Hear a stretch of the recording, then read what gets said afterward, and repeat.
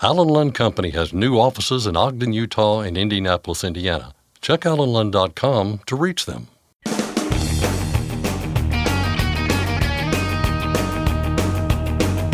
OOIDA, representing America's truckers since 1973, presents Landline Now with your host, Mark Reddick.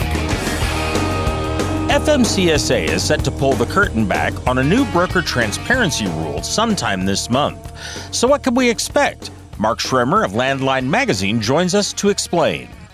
Numerous factors in the economy directly impact trucking, and one of the most important is the ports. I'll talk with Hamish Woodrow of Motive, a company that looks regularly at the ports and other aspects of the economy. A lot of truckers are discussing the rising cost of truck insurance. So why is that happening? Trina Skywalker and Lisa Waskey of OOIDA's Truck Insurance Department joined the program to discuss the factors involved. And finally, things are busy in California right now. The governor vetoed a bill that would have banned driverless trucks and another bill that would have studied the state's most dangerous roads. Scott Thompson gets an update from our state legislative expert, Keith Goebel. But first, the news with Scott Thompson. Thanks, Mark. We're going to bring in Mark Schremer of Landline Magazine here in just a moment to discuss a new broker transparency rule that could be coming out any day now. But first, let's look at a few other headlines making news in the trucking industry right now, starting with Hurricane Milton. Florida's central Gulf Coast bracing for impact. While Milton is expected to weaken a bit before making landfall on Wednesday, it will also double in size, meaning the effects will be felt over a much larger area. Evacuation orders currently in place for several Florida counties. Officials in Tampa worry this could be the worst storm to hit the city in more than 100 years. Meanwhile, diesel prices are up for a third straight week. That's according to the Energy Information Administration, which has last week's average ticking up 4 cents to $3.58 a gallon. All but 3 regions on the EIA survey recorded price drops: the East Coast at large, New England, and the lower Atlantic. We promised you Mark Schremer of Landline Magazine, and let's fulfill that promise right now. Mark joins us here in Studio A. You can hear him laughing. Mark, how you doing? I'm doing well. I'm sure everybody is so happy that promise has been fulfilled. Hey, I'm happy, and that's all that counts in this present moment right now. Speaking of the present moment right now, it feels like we've been waiting for ages and talking about a broker transparency rule for ages.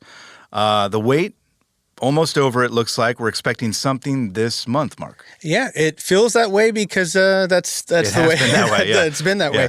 So, so we were just talking about before we started here. Yeah, OIDA, made this petition to enforce existing broker transparency regulations all the way back, and I believe March 2020.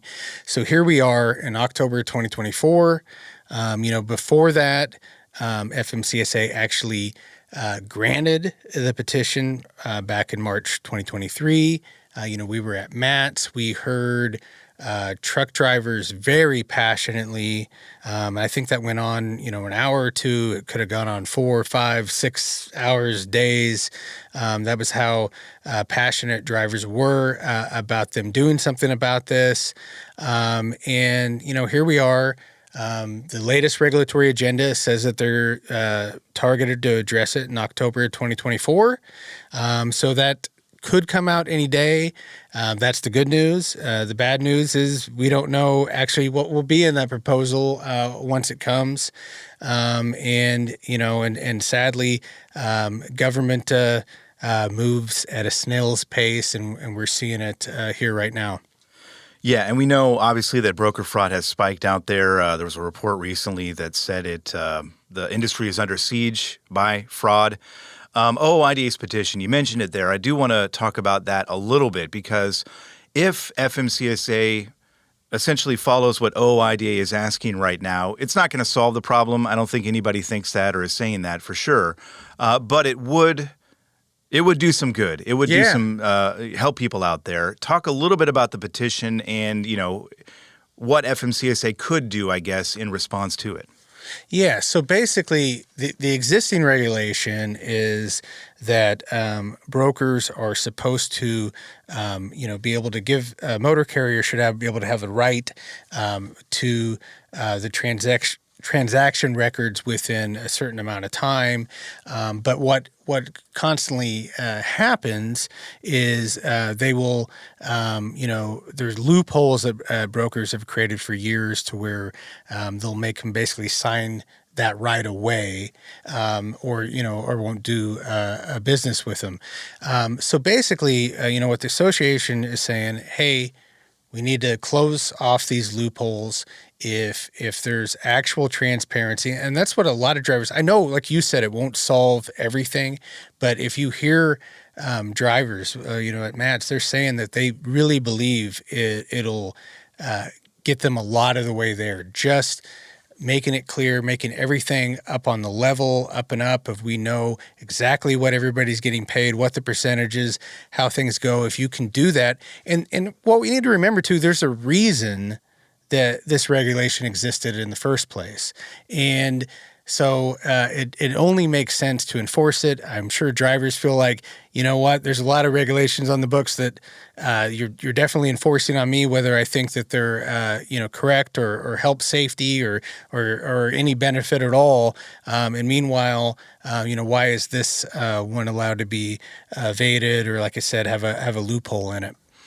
Yeah, and I think that you kind of alluded to it there and may have mentioned it specifically, but there are regulations on the books already. Yeah. They are not being enforced by FMCSA. So that's my curiosity as we see what this rule looks like when it comes out sometime this month. Is there an acknowledgement that there are rules already on the books, that they aren't being enforced? And what is the next step to make sure that they are enforced? And we're even going a step further to keep fraud at bay, because it is affecting a large number of people out there. FMCSA, Department of Transportation, both acknowledge it's happening on a large scale basis. What do they do? What happens, I guess, is the question. Yeah. And so kind of going back to, OIDA's petition, specifically it asked for two things: to require brokers to automatically provide an electronic copy of each transaction record within 48 hours after the contractual service had been completed, and then also to explicitly prohibit brokers from including any provision that requires a carrier to waive their rights to those transaction records. So it's basically enforce the thing that's already on the books and close off the loophole. And that, what's so frustrating about that is that does not seem like a big ask, and it doesn't seem like it would be difficult to do. But here we are, 4.5 years afterwards, still waiting for this. While, as you mentioned, broker fraud and freight fraud and all of these issues are just getting larger and larger, and this seems like a small step that could have easily been done by now.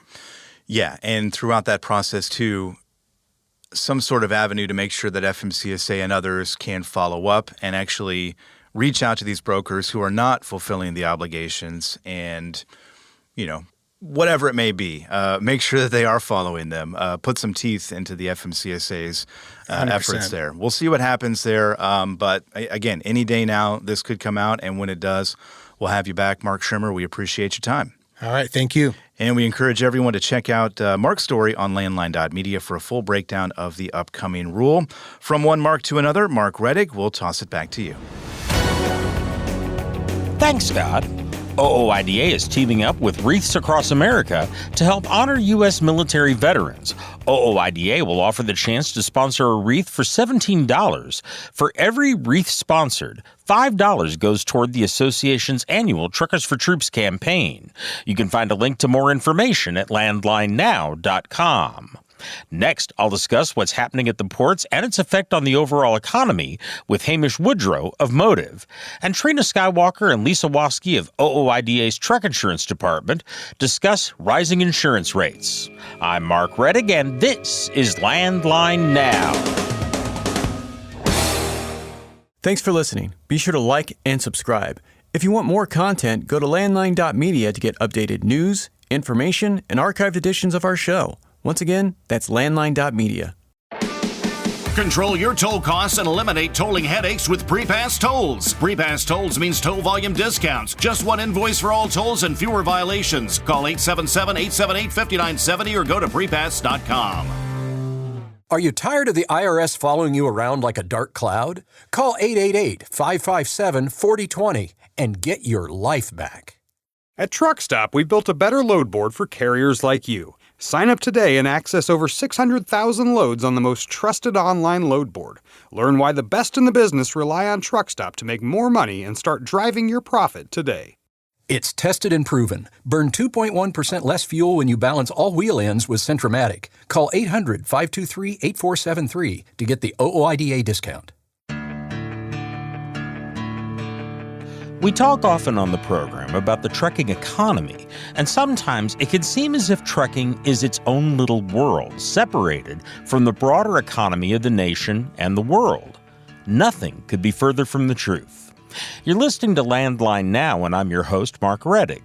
Welcome back to the program. Numerous factors in the general economy have a direct and profound impact on what happens in trucking. And among all of those, one of the most important is what's happening at the ports. We speak here not only of seaports, which may be your first thought when you hear that word, but also we're talking about the land crossings with Canada and Mexico, over which a huge amount of trade occurs, primarily by truck. A company called Motive looks regularly at the ports and other aspects of the economy, and their report on figures from the month of September contains some very interesting information for truckers. To get some insight into some of the more interesting parts of that report from truckers' perspective, I talked with Hamish Woodrow, the head of strategic analytics at Motive. Well, Hamish, first of all, why don't you just tell us something about your organization? What is Motive and what is the organization's mission? Yeah, well, firstly, thanks for having me on the show. So Motive, we build hardware and software that powers the operators of the physical economy. So we develop everything from IoT devices on the edge, cameras, as well as asset gateways, but we also develop the software that helps you interpret the information coming off those devices. So we'll help you with driver coaching, safety, ensuring the profitability or efficiency of your business is well managed through software. Now, we've got a report here from your company regarding a number of aspects of imports going on right now, and I want to clarify here. A lot of folks, when they hear ports, they think seaports, but you're looking at land crossings as well, right? Yeah. So in our latest economic report, we looked at both the Port of LA, but also Laredo border crossing in Texas, which accounts for about 40% of the imports coming in across the U.S. From the U.S.-Mexico border. So there's a huge amount of volume, and specifically in the data that we look at, like I said, we track 1 million assets and vehicles across, more than 1 million assets and vehicles across North America just now. And what we look at is a lot of the activity that's happening in these zones. Ports are high frequency zones. We're really interested in seeing what's happening in these zones when it comes to the trucks that are moving freight across the US, and especially seeing as it's a trend since approximately 2017, Mexico has just become much more important in the overall import dynamics of the U.S. We've been keeping pretty tight look into what's happening on those border crossings. I want to go ahead and dive into some of the figures in the report, findings for September specifically, and I'm wondering if we can start with some of the major findings regarding volume at the ports. And you had a number of figures in there. Can you kind of walk us through what's happening in terms of the volume of imports? Yeah. So we look at it. Let's start with the U.S.-Mexico border. So what we looked at was Laredo border crossing. It's one of the most important border crossings for freight trucking shipments overall into the U.S. So first things, like Mexico has been the number one importer into the U.S. For a long period of time now, superseding China. What we saw in Laredo is over a 24% year-over-year increase in number of truck crossings. A couple of things are driving this. We have the overall growth in the Mexican imports into the U.S. That's driven a lot by computing parts and machinery. Computing parts are up 20% year-over-year. So we've had a huge volume increase, and also we feel that there's an increase to shipments coming in slightly earlier. There's definitely going to be a much tighter freight market coming into the back end of this year. And so retailers overall, manufacturers overall are getting more prepared, and that means bringing in inventory earlier than previous cycles. So we've seen the Port of Laredo up 24% year over year. And then you can look across to the ports of LA, which was up in July, I think 60% year over year. In August, it was up 18% year over year. So you've had a large amount of shipments coming in at both these ports. So if we think further up in the supply chain, and we care a lot about what's happening in the retail sector, and we issue a couple of different retail indices, is what's happening before it even gets into the warehouses, before it gets into the shelves. And so that's what we've been looking at, is these ports of entry. Both are seeing very strong shipments. And I think both, one, there appears to be a demand increase coming from retailers. They are bringing in more. But also there's other macroeconomic events happening around us. So therefore, it being more prepared and bringing in imports earlier is a strategy we're seeing. A few months ago, your report indicated that Mexico had become the U.S.'s top trading partner, and the Laredo figures would certainly seem to support that. But the L.A. figures, especially year over year, I know that L.A. takes in a lot of stuff from a lot of different countries rather than just one, but it would seemingly indicate a degree of continued strength in terms of imports from China. Can you walk us through what is the reality, and do the figures show that or not? Yeah, so actually something that's interesting is, in general, China's been down as an importer. If we look at figures before 2022, 2021, we saw far larger imports in general coming in from China. And I think what we did see, though, last month in July and August, when we look at the import figures, is that we have seen a big boost in July for China imports. I think a lot of this has been also bringing freight forward through our ports. It's still, if you look at it compared to 2022, we're still down versus what were the imports that were very much at the peak of sort of China imports into the US so far. We have seen a boost, but I think part of it is also driven by the fact that we are bringing some freight forward into the end of year cycle because of uncertainty on the East Coast ports, as well as in general uncertainty in different parts of the supply chain. That means that you have to be more prepared as an importer, and especially as a retailer in the US. So I'd say it's more of a story of Mexico getting much stronger. China has flattened and decreased over that period of time. And if you think about the overall US economy also growing during that time, China's just not growing alongside the US. One of the things that's mentioned in relationship to those figures is the potential that some of this is nearshoring of manufacturing. And it would seem to me that would shift some traffic from seaports to ground transportation. And of course, our audience is very interested in the ground transportation in the trucking industry. What do you see ahead in terms of that? Yeah, so you're completely right. And I think we've already seen foreign direct investment going into northern states of Mexico, bordering states, increasing dramatically over the last couple of years. So that means a lot of manufacturing hubs are being built out in these northern regions, which means the supply chain needs to go alongside it. And so there poses a huge opportunity. And you see that recently even with discussions like XPO buying different companies out in Mexico. You're going to see the supply chain. There's actually a huge opportunity to be had down in Mexico for specifically trucking. So I think the transportation sector, I think about 75% of imports, give or take during a month, come in by road from Mexico. And so it's a huge amount that's coming in by road. And so therefore, with the growth rate that we're seeing, and also these investments, building manufacturing sites, building distribution centers, those are long-term investments for companies. So it's not something that will go away in a short period of time. And so we see structurally that it's a very strong market, specifically for trucking. And we're already seeing different companies position themselves either by having subsidiaries out there or also by expanding their business to serve in the region. So I think for me, it's interesting as we look towards like the last, let's say, 7 years. We've had so many events that have happened almost every single year that structurally impacted the supply chain and specifically impacted kind of the freight economy when we think of the COVID years, the road freight economy in the US. And I think what we also look for is a couple of things. I think there's the near-term macro things that impact the day-to-day of your business. And then there's structural long-term changes around the diversification of the supply chain. And I think that is one of the themes that's really coming out is regardless of even where the imports are coming, there will be other ports that will open beyond Mexico in terms of import locations into the U.S. and Vietnam seeing a huge increase as well. Colombia is another region that's seeing benefits.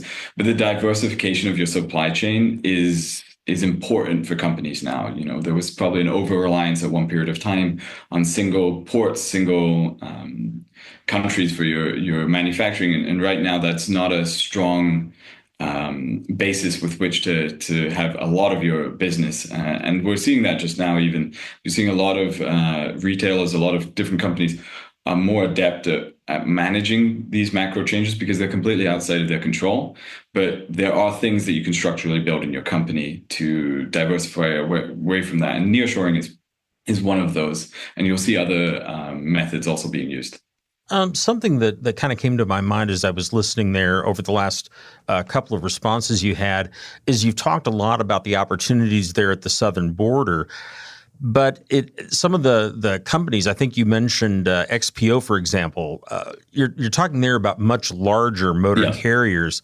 And of course, a lot of our listeners are smaller motor carriers.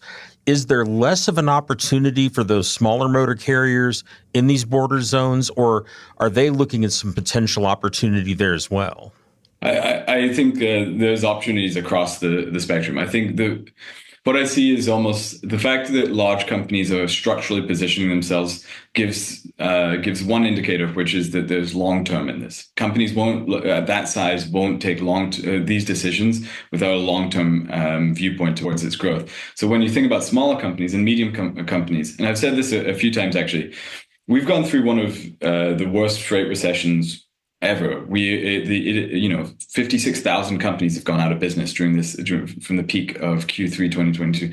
This has been a very painful time for the industry, but a lot of companies have got a lot more efficient at managing their businesses, bringing down their operating costs, trying to manage within a very low rate per mile. And what we're thinking about here is then this period is where you build the next big companies.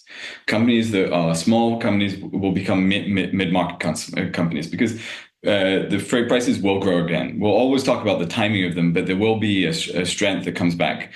This is a tailwind that will impact road freight by bringing in more road freight from southern borders, provides an opportunity. And what you'll see is companies that are going to be able to manage their operating costs. Small companies will be able to acquire more, and assuming interest rates continue going down, can probably invest more in the businesses and grow their businesses. And then middle market businesses will also be able to start expanding into the enterprise space.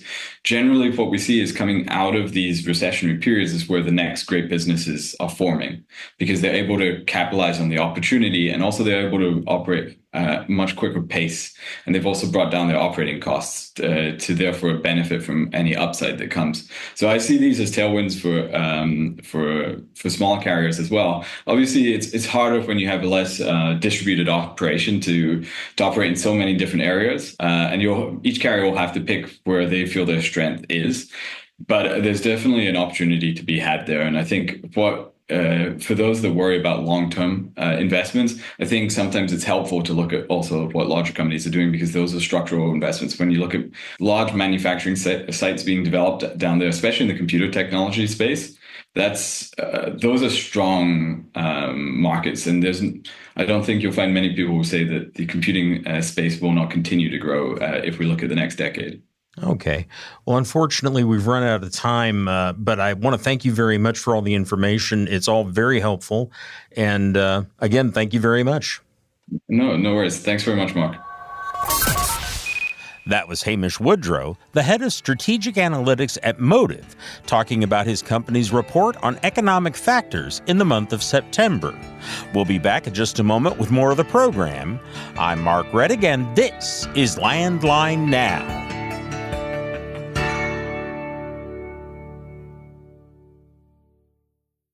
Penske owns and operates some of the best-maintained vehicles on the planet. Our used trucks come with a 5-year maintenance report and pre-sale inspection. So if you're in the market for a top-quality pre-owned truck, look no further. Search our inventory today at PenskeUsedTrucks.com. Capital Reman, the leader in remanufactured diesel engines and components, has partnered with OOIDA to offer exclusive member benefits. Visit CapitalReman.com today to support America's transportation industry and take advantage of your benefits. When it's time to overhaul your truck engine, help protect it by insisting on a genuine Vibratech TVD crankshaft damper. Heavy duty, absolute premium quality, and they're made right here in the USA. Find a dealer at VibratechTVD.com. Landline Now, welcome back. Like tires, fuel, and an engine, insurance is one of those things you just have to have for your truck. But not all insurance is created equal. I'm here now with OOIDA's Trina Skywalker and Lisa Waske to answer some questions. Ladies, thank you for joining me. Thank you for having us. Thank you. Our topic today is rates and the trends that truckers are perceiving in regard to those rates. Lisa, let's start with this. What are we actually hearing from truckers on this topic?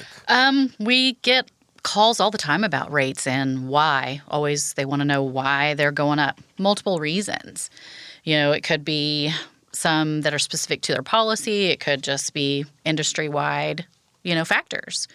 Number one reason, claims. If you have a claim, you're most of the time going to see an increase. Well, to be fair, I like to know when my rates are going up to. Yeah. Or why, not when. Yeah. Well, both. Both, yeah. For sure.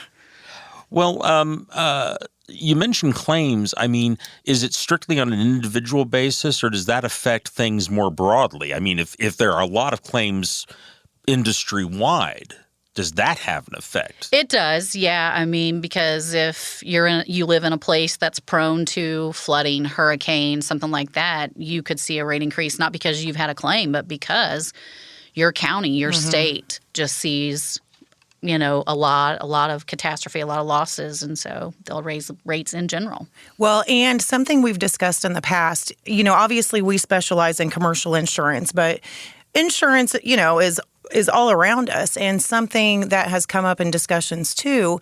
If you go through like someone for personal auto, most of those places have homeowners, personal auto. Some of them dabble in commercial auto, but if you're in a hurricane-prone area or tornado alley, things like that, some of those insurance companies are paying out on multiple levels. They're paying out on homeowners claims. They're paying out on personal auto claims. So like Lisa said, even if you're not directly affected by it, you're insured with a company that's paying out left and right in these situations. And it's going to have a broad impact. I'm curious because, of course, with truckers, they might be in a situation where they're rarely actually in their home state because they're traveling across the entire country. Does it still affect them if their home state is having this kind of problem, even if they're not there very often? Yes, because they're still looking at it as in general. We've paid out a lot in Missouri, so you're affected. Yeah, it's a high-risk area. Yep. There's a couple of states, southern states, that are highly impacted by this kind of stuff. And I mean, we can easily say that they're higher rated states all the way around. Let's talk a little bit about how do you address that as a trucker? I mean, if you're in this situation and your home base has led to a situation where you're looking at a higher rate, what can you do? I mean, do you have options, or are you just facing that? I mean, you always have options. You can always shop around, obviously. You're still going to be in your home state because they're going to base it out of where you're from or where you live and tag your vehicle. You can move. Yeah, you can move. Well, that's an expensive way to get around the rates, but I mean. Yep. Well, I would suspect there might be some people in Asheville that are considering that after well, what's happened I'm sure. there. Yeah, that's an awful situation. Well, like New Jersey. New Jersey just raised their limits from $1,750,000 to $1 million to $1.5 million. Yeah. And they don't have a choice. They have to either carry the 1.5 or move. True. Now, that's interesting because we have talked about efforts to do that on the national level. So we're having a little unfortunate experiment there in New Jersey. Right. That's a really nice way to put it. I'm trying to be good. I'm trying to be good. Because, yeah, it's obviously a situation that we don't think is justified. Right. Basically. But what is that increase in the amount covered doing to rates to truckers based in New Jersey? I mean, even if they're a perfectly clean record, lots of experience, no accidents, anything like that, they're still being affected because their rates are going up. Right. You know, I mean, I don't know an exact dollar amount, but you're going from $1 million to 1.5. Right. Well, and it's still new. Yeah. I mean, so actually this is a good segue, not that we've gotten out of the topic, but I mean, this is another reason that insurance rates continue to increase. And we're not talking about, obviously it costs more to insure someone for $1.5 million than it does for $1,750,000. That's obvious, it's going to cost more.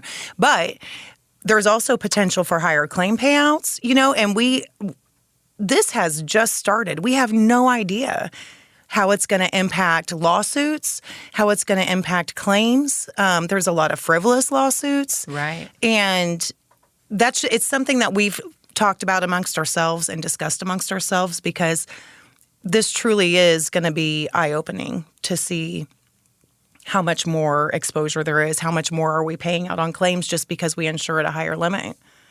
And we all know that 90% of claims are sufficiently covered by the $750,000 limit. So, well, what is the average? Like $18,000, I think. I'm not sure what the average is, but I mean, we've read Way studies less saying, than- it's quite low. Yeah. The compared with 750 is plenty sufficient, Right. and most Yeah. people carry $1 million. So, Yeah. it's going to lead to further insurance increases. I can almost guarantee it. Yeah.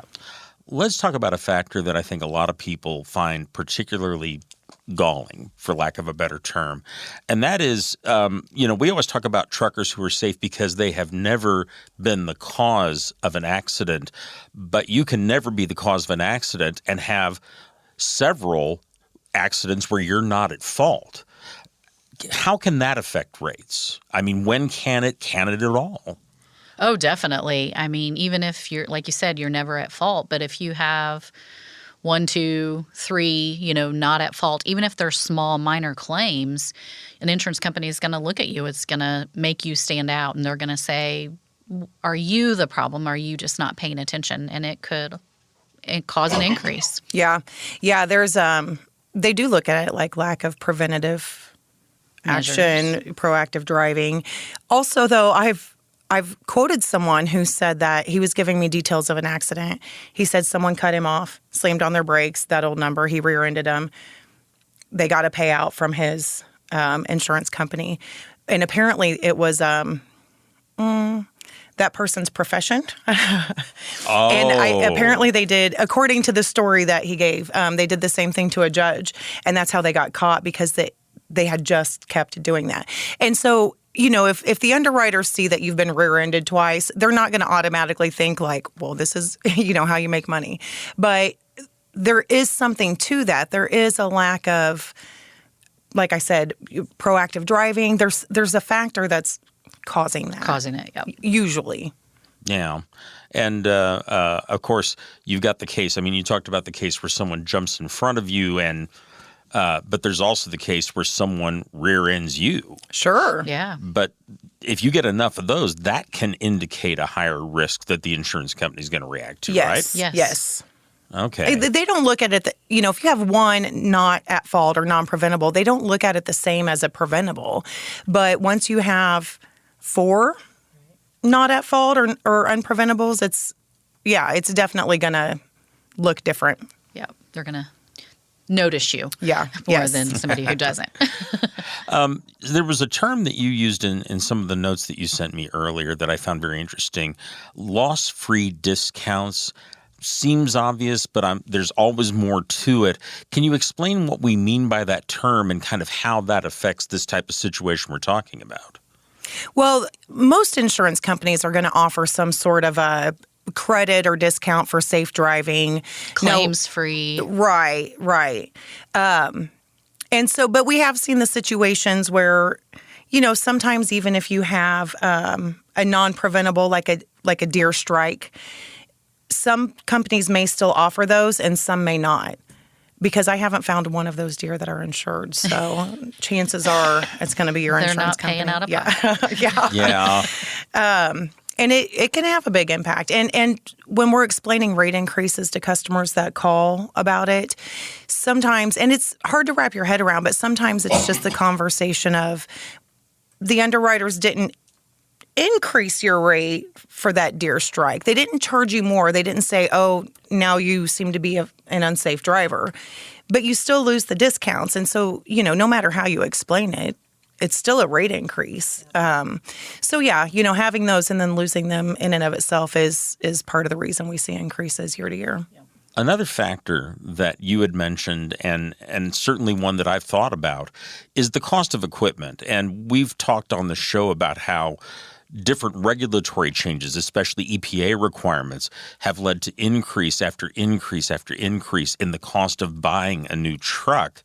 And obviously, if you're fixing or replacing, you're in a situation where that's going to definitely affect what the insurance company is paying out.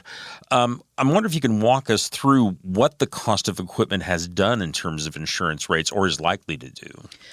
Well, you'd like to think that it's the brand new vehicles that are causing the more payouts, but sometimes it's the older because people are trying to sidestep those EPA regulations. So they're finding older trucks and fixing them up so that they don't have to follow or have some of those things on their truck, to meet those guidelines. And parts are harder to find. Yeah, and with parts being harder, but it also it makes the value of trucks higher because people are looking for those and they're buying them. And so, people are like, oh, I got to have that. So you're trying to replace the parts. You're trying to find those trucks.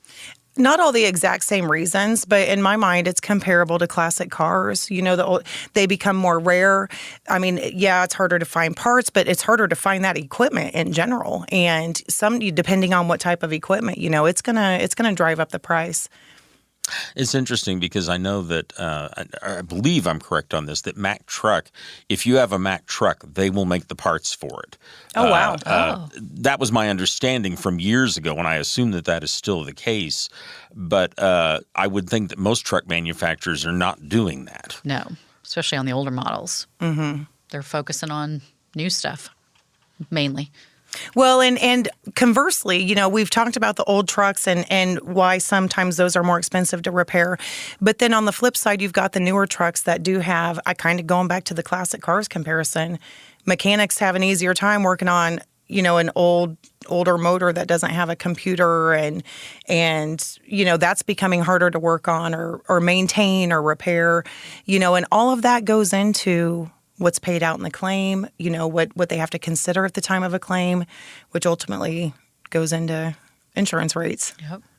We have just a tiny bit of time left here, just a tiny bit over a minute, but there's several topics I wish we could get to. One of them, I'm wondering if you can just give us a little bit of a taste of what this does, and that is the effect of hired drivers if you're expanding from being a single truck to having multiple. What does that do? That can definitely cause an increase. A lot of companies steer clear of hired drivers, unless maybe you've been insured with them for several years. They feel that hired drivers can cause higher rates. They don't own the equipment. They don't have as much money invested in as you, the owner, does. So they might not take as good of care of your equipment. So you have a hired driver, has an accident. So they look at that can cause your rates to go higher. Well, and we've seen the situations where that has happened. There's a hired driver in there. Even if you have just one truck, right. You don't even have to have a second and third. But you have a hired driver in there. They get in an accident. We've literally seen situations where they just walk away because they don't have to do anything regarding that claim. They can just go find a new job. We're not saying all hired drivers do that, but it's a huge percentage of our claims. Okay. We're out of time, but I want to thank you both very much for all the information. Thank you. Thanks. I've been talking with Trina Skywalker and Lisa Waskey of OOIDA's Truck Insurance Department. Landline Now will be back in a moment. If you're running ultra-low sulfur diesel in your vehicle, make sure you are prepared and protected all winter long with Howes Diesel Treat, the #1 anti-gel product in North America from the 100-plus-year trusted brand Howes Products. Truckdown.com. Whenever you have a breakdown, you need Truckdown.com. 24/7 access to 40,000 verified heavy-duty repair vendors nationwide. Repair secured. Load assured. Truckdown.com. Firestone tires are for more of everything, with more durability for more miles and more confidence in your fleet. Firestone's tested tires help fleets save with value where it matters most. Learn more at bridgestonenationalfleet.com/4moremiles. Since you started, what you've loved about trucking is the freedom. Heading out on your favorite route, a good driving song, and thinking about truck insurance. Well, maybe not that last one. That's why we're here. At OOIDA, we have a full range of truck insurance products, expert advice, and great customer service, helping you get the right coverage for your operation. Go to OOIDA.com, because your job is to drive. Our job is to help with everything else. Landline now, welcome back. Our time with you is running out today, but we always have time for our next guest, a man who's got his finger on the pulse of state lawmakers throughout the country. That man is Keith Goebel of Landline Magazine, and today we're going to spend a little time in California talking over a number of outstanding issues. Keith, how are we doing? Scott, doing well. Spending some time out in California. That can be good. Yeah. Can be good depending on really what you're trying to accomplish. Yes. Work related, that is maybe true. it's not so good. Hey, scenery, maybe that is pretty good. Yes, weather, good. A lot of great stuff about California. We're going to talk about some trucking-centric legislation that had been moving through the State House. We'll start with autonomous trucks here. The state legislature making it clear for 2 years now that they want to put some safeguards in place for autonomous trucks. But for the second year in a row now, California Governor Gavin Newsom has overruled them. Yeah, the last couple of years, those folks at the California State House nearly unanimously have said this is something that we need to do as far as autonomous trucks and trying to slow the roll of putting those vehicles out on the roadways without a human safety operator there in the cab. The governor, not so much. Not a fan. He's you know what, we've already got it taken care of. They got rules in place. They are in addition to that, they are working on, and here recently they released a draft of their heavy-duty autonomous vehicle registrations, which there is a comment period open for the public. It goes up until later this week that it's available. But Newsom's contention is that we're working on it. We've got some rules in place already. These draft regulations, it is unnecessary to put an additional hurdle in place for the operation, again, of autonomous large trucks in the state.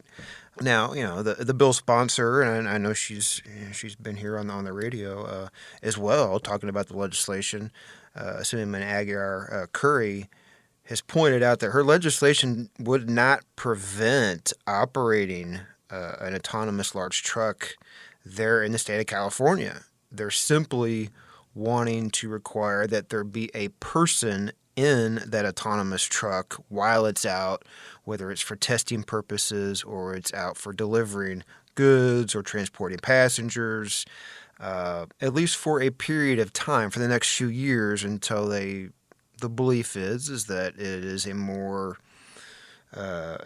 it's not a detriment to road safety, wanting to kind of have that in place there to have somebody in the vehicle. But the governor feels like they're on pace to take care of this without that legislative requirement.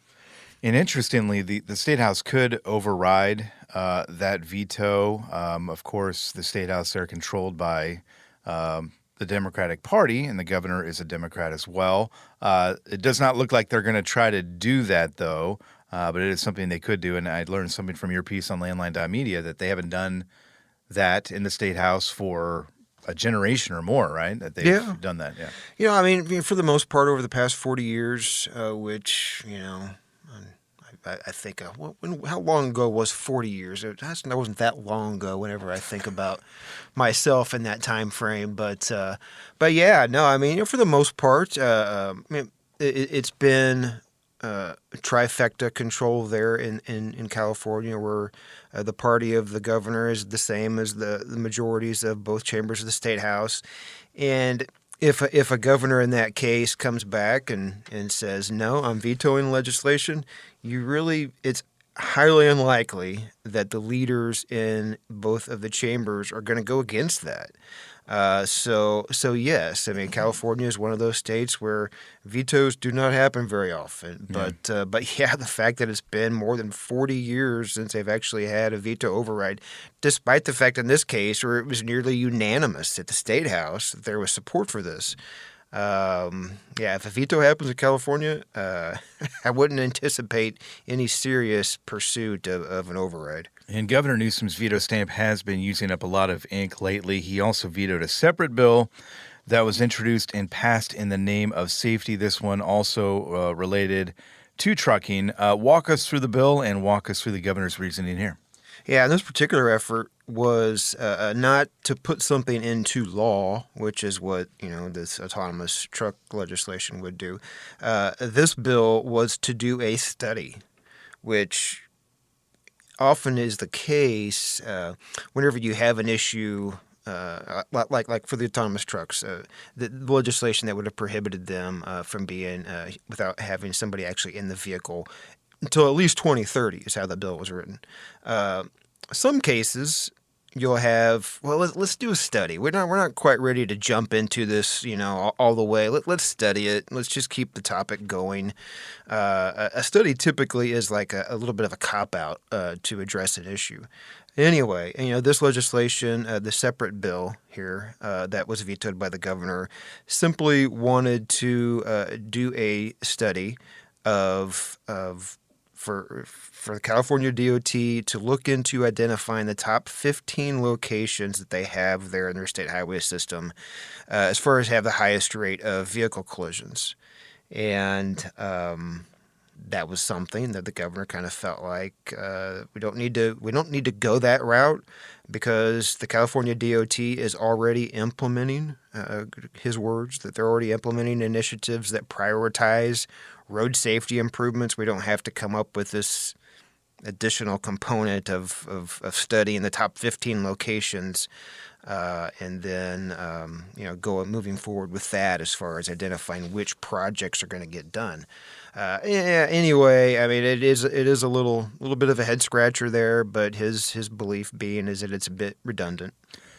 We've got a couple minutes left here. We'll stick with California just for a little bit longer here. One last bill there that Governor Newsom did actually sign into law, and it relates to red light cameras, an issue that we've been talking quite a bit about in recent months. Yeah, and this one, the focus is on the city of Malibu, which, you know, a year ago, there was a bill that was signed into law that authorized the use of speed cameras in certain parts of the state. And as probably wouldn't surprise anyone, the parts of the state that they're focusing on is those with the most people in them. Permitted locations such as San Diego.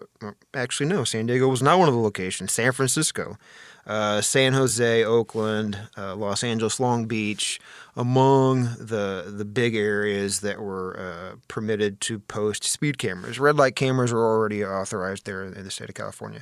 Anyway, this legislation that was brought up this year wanted to expand the list by one city, Malibu. The focus being on the Pacific Coast Highway.